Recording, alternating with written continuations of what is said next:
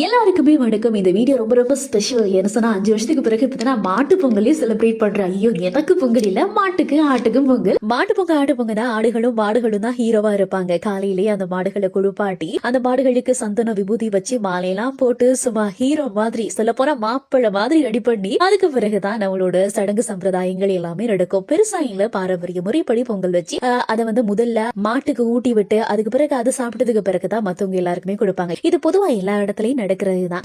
வட்டக்காய் போட்டு பால் ஊற்றி அது ஒரு பொங்க, சீனி போட்டு கருப்பட்டி சீனி பயரெல்லாம் உடைச்சி போட்டு இட்டம்பெல்லாம் அதுக்கு போட வேண்டிய சாமான் எல்லாம் வச்சு ஒரு பொங்க.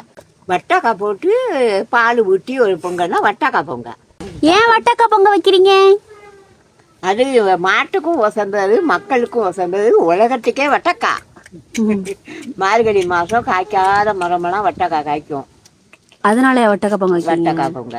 பூக்காத மரமெல்லாம் பூக்கும், காய்க்காயிடும் வட்டக்காய் பூ பூக்கும். அதுதான் வட்டக்காய் பொங்க.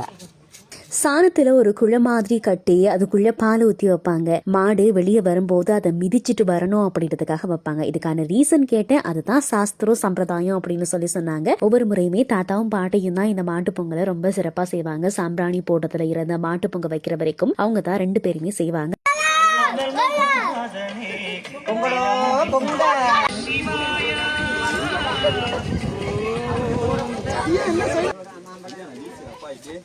Raja.